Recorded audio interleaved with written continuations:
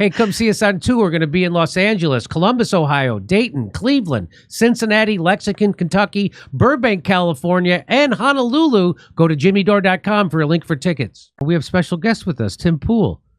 Everybody knows Tim Pool. He's a journalist, political commentator. He's from Chicago, from my neighborhood. We grew up literally maybe 2 blocks away from each other. He gained fame by live streaming the Occupy Wall Street protests in 2011. Showcasing his unique style of interactive broadcast journalism. His work has been featured by prominent media outlets such as MSNBC, NBC, Reuters, Al Jazeera English. Today, Tim Pool is a prominent online personality with over 2 million subscribers on his YouTube channel and Timcast IRL. Welcome back to the show, Tim Pool. Hey, Tim. How's it going? Thanks for having me. It's going well. Now, how are things now? There was a lot of hubbub about you and your show the other day. People were saying you were quitting. I almost did, to be honest. And I saw, let me play this little piece of video. You were lamenting about, it is hard to run a show. I got to tell you, the last thing I ever wanted to do was be a boss or own a company or, it is, but here's you lamenting about it. I can relate to this. Let me play this. We had our like, I don't know, 12th studio failure this morning. The new one. Yeah, the new studio failed. And, my attitude with that is kind of just like, if we can't make cameras and a computer work, and despite all the previous failures we've had, there's not a single person here who can make sure that either the studio is operating or secondary studio is operating. We've gotten to a point in the company where everyone's kind of just kicked their feet up and said, I'm doing what I need to be doing. Yeah. And then that just means I'm Sisyphus pushing the rock up. The problem is people are sitting on the rock. You know what I mean? Yeah. Yeah. So Tim, you're not quitting your show or anything or shutting down, are you?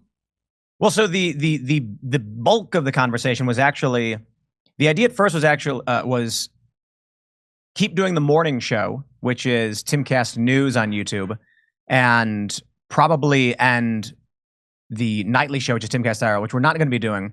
But for those that don't know, I actually host 2 different shows every day. So I have the morning show, which is about an hour and a half of segments throughout YouTube. It actually isn't just a morning show, but it goes up various segments throughout YouTube on Timcast News. And then Timcast IRL is live from 8 to 10.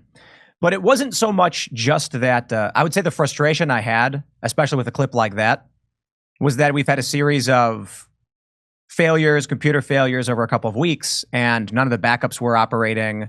And despite, a week ago we had a failure, nobody got the backup operating. So then we had two more failures the next week, and I'm just like, okay, I need to stop this so that I can circle the wagons, get back to the original format, which is functional and working, and I'm running the computers to make it work.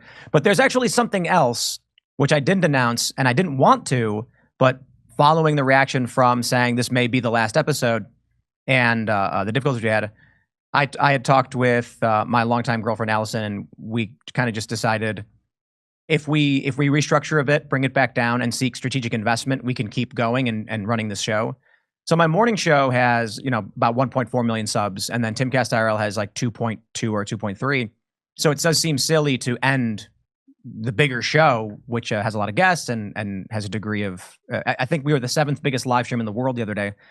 The issue is, and it's really good news, is that I'm getting married and I'm having a child. Oh, wow. Congratulations. Yeah. Oh, wow. That's great. Thank you.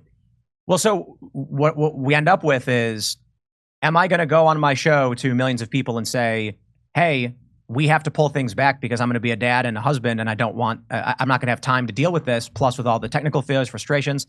The concern is security. And so I had a conversation with some friends before any of this was going down, and the general conversation is, do not mention any of this stuff. People will target you. The attacks will get worse. They'll use your family against you. But I suppose following this may be the end because we kind of crashed into a wall. It was a chaotic day. Things were frustrating. And then we had, fans write an open letter, and our paying members were saying, no, we'll make this work. We decided, let's just announce it. Let's just say that it's going to be impossible to run 2 shows, be the CEO of a company, and be a husband and a father at the same time. So something has to change. And I suppose instead of ending the show, the better option is strategic investment, which means someone's going to come in and buy a portion of the company. I don't know how big, maybe, and we are somewhat resistant to that. We don't know if we want to do that, but it means that they can assume management, but we retain majority control, and this allows the company to function while minimizing my workload. So at first, a lot of people were shocked, and my attitude was, I don't know anybody telling them that I'm going to have a family and I'm going to try and keep my personal life private, my private life private, but to our fans, I kind of felt like we did actually owe them. And I also thought the message of having a family, having a kid is probably a good message too. So, Allison and I talked it over and we said, this is probably the better way to go about it. And that's what we're doing. Wow. So you're not going to do the morning show, but you still will do the IRL show?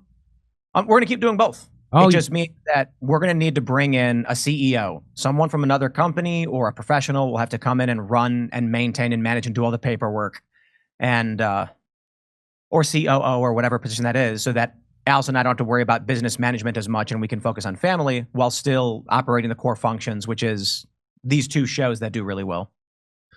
So I hear you on that because I never imagined what goes into now to do this show. I only do this show 3 days a week, 3 hours each day. So that's 9 hours a week.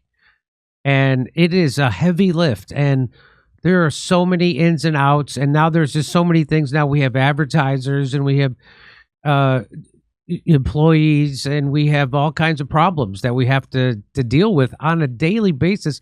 So I don't work on Tuesday. I don't do the show on Tuesdays and Thursdays, but I don't get to sit in my backyard and sun either. It's busy. I have production meetings and other meetings and lawyer meetings, and it is. What I'm saying is that, that there's way more to it than it looks like that goes into something like this. And so I hear what you're saying. Yeah. I wish, let me know if you find a CEO. I'd like to hire one. Well, that's what strategic investment would be. It's getting an investor, not because we need any money. It's because we need management.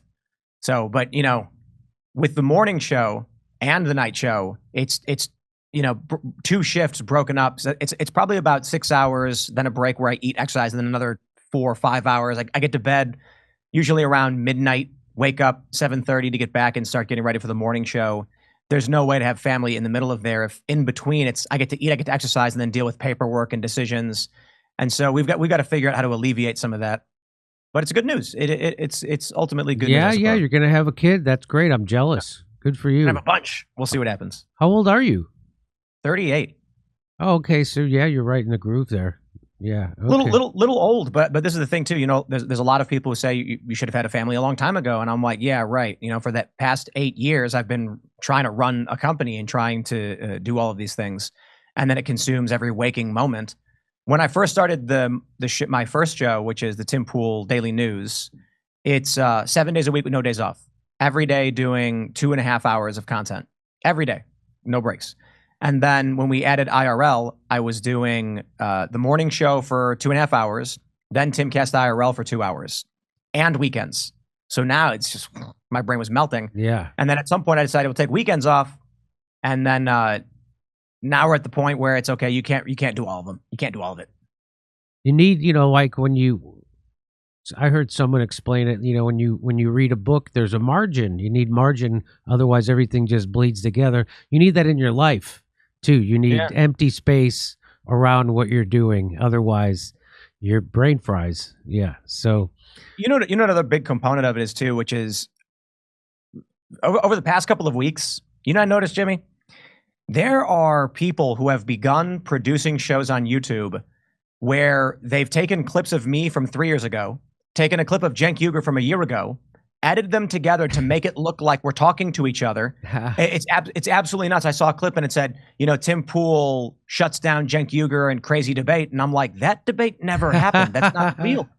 But there's more and more of these popping up. I saw one with like David Pakman debating Charlie Kirk. And I think there are people who realized the political space is ripe for attention. And you will get clicks if you claim Pakman and Kirk were debating, even if they weren't. And then all you got to do is take clips from either show and make it look like a Zoom call. I know maybe they really debated. I don't know. But I saw the clip of me and I'm like, that's a clip of me from 3 years ago. And that Cenk is awfully thin. I don't think this is a recent thing. Yeah, right. And I got to the point where I was like, this is getting insane. What is going on in the media landscape? Yeah. And so, that's another compounding factor. But, I don't know if that factors into whether or not we should. It's actually probably a greater factor into continuing to do the stuff, especially you and me, because someone's got to cut through the noise, I guess. Yeah. Hey, come see us on tour. We're going to be in Los Angeles, Columbus, Ohio, Dayton, Cleveland, Cincinnati, Lexington, Kentucky, Burbank, California, and Honolulu. Go to jimmydore.com for a link for tickets.